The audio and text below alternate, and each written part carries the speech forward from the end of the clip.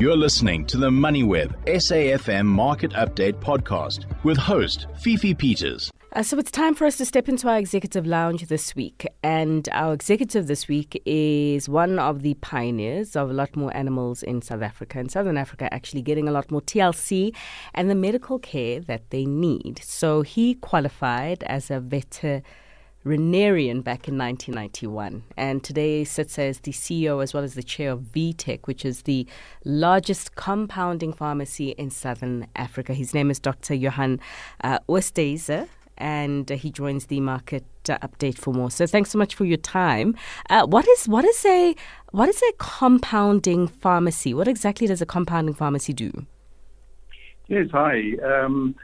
So a compounding pharmacy is pretty much a retail pharmacy that's got a pharmacist that's suitably trained and qualified to prepare medicines according to the prescription of a veterinarian, or in many cases that of a medical doctor. So instead of just dispensing the off-the-shelf medication that is the common practice, a compounding pharmacist will have special skills in where they can actually customize the medication according to the patient's needs. And that's exactly what we do for our animal patients. And so I see that this journey at VTech specifically began back in 2003 when it was established. So I wanted to ask, this career that you chose, did you choose it, or do you think it chose you? Well, I think it was the circumstances. I and my partner, David Gerber, who's a veterinarian from Switzerland who chose to make South Africa his permanent residency, were faced with the challenges of trying to treat our animal patients at the time with for their disease conditions, and there wasn't really suitable medication. You know, we have very unique circumstances in Africa, and specifically in Southern Africa, where we have exotic game species and various animal species that you wouldn't find in Europe or North America. And these animals have to be treated as well, and they have to be often immobilized and translocated as part of nature conservation projects. So we were faced with having to find a way of treating these exotic animal species, and we teamed up with pharmacists that we knew at the time, and established VTech, which seemed to have solved the problem for the last 20 years. So what kind of animals exactly do you treat? I mean, how long is your patient list here? Yeah, well, at the moment, it's quite extensive. We initially started off just with, like I said, the wildlife and the exotic animals. But we tend to find that we soon found that there was a need for pets, where people would find it very difficult to give medication to their pets, and they needed some form of medication that was easier to administer. And then about 5 years down the line, we were faced with another challenge, which was the development of resistance to antibiotics.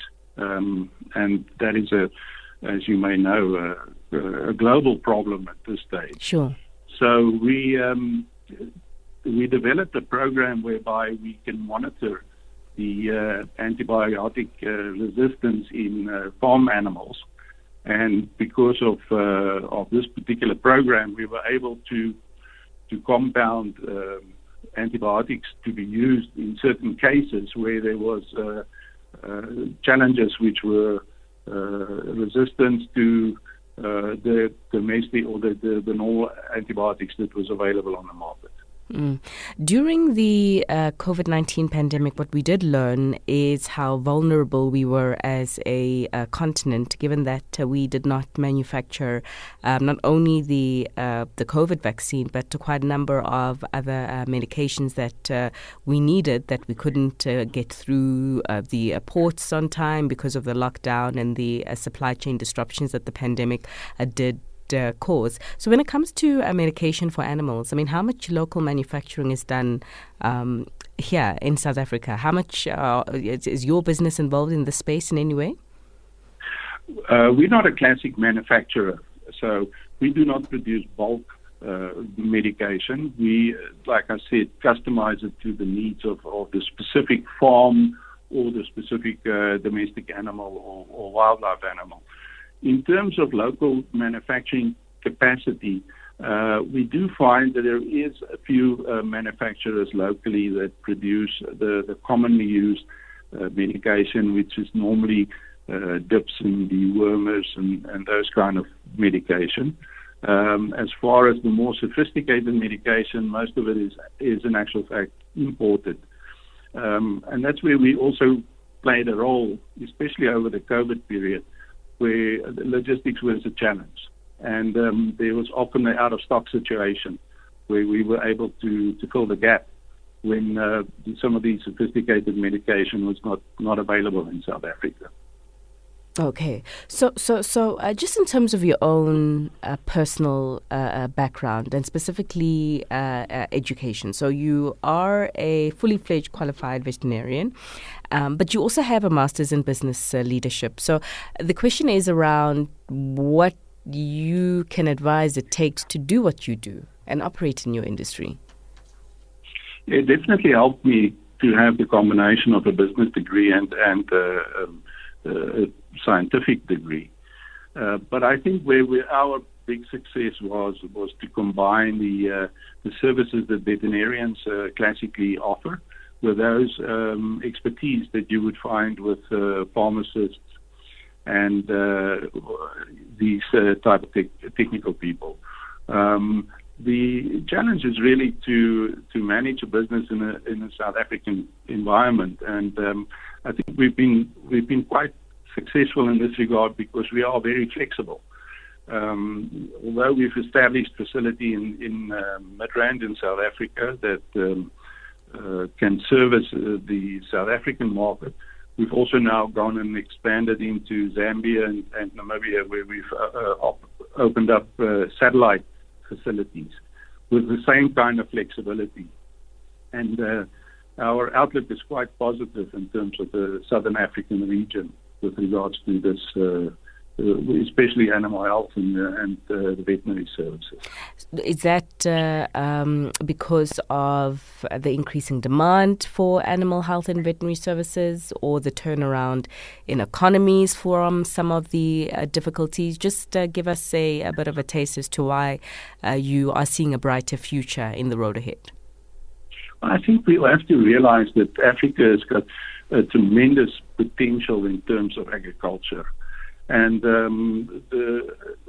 I think the potential is not developed to the full extent, and that there's a great future moving forward.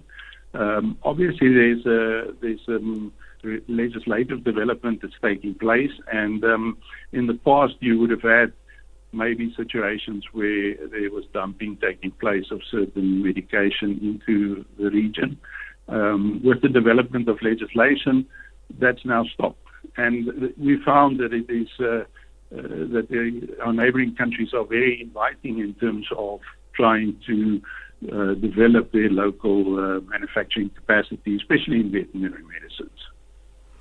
Interesting. Really interesting take, and it will be, I think, even more interesting to see some of the moves you are making outside of South Africa. So how many pets or animals do you have? And what kind of pets are we talking about here? Oh, too many, I think. How many is too many? I'm saying this is at home. Yes, no, we have a range of from cats through to dogs, horses, wild animals. So yeah, pretty much a zoo. So where do you stay? Well, we stay in Pretoria, but yeah, we have a farm. Okay, because I was going to say, I mean, to have a house that's pretty much like a zoo, you need quite a lot of space. If you were to do anything else other than the career that you have chosen, what would it be? Or would you not change anything about the decisions that you've made that have got you to where you are thus far? Yeah, that's a difficult question. I think I found what I did quite satisfying. I think we were fortunate because we were at the right place at the right time, and I could actually use what I studied to do. If I had a choice, what else I would do, I would probably become a airline pilot. That was my other passion, was flying. But I think it may have been not quite as enjoyable as what I've experienced. So I think I'm quite satisfied with what I have done. And probably not as impactful as the kind of work that you're doing for the animals that you and your partners are assisting. But we'll leave it there. Dr. Oosthuyse, thanks so much for your time, sir. He's the CEO at V-Tech Veterinary Pharmacies. You've been listening to another MoneyWeb SAFM Market Update podcast, uploaded weekdays at 7 p.m. For more MoneyWeb podcasts, go to moneyweb.co.za or the app and follow MoneyWeb News for daily updates.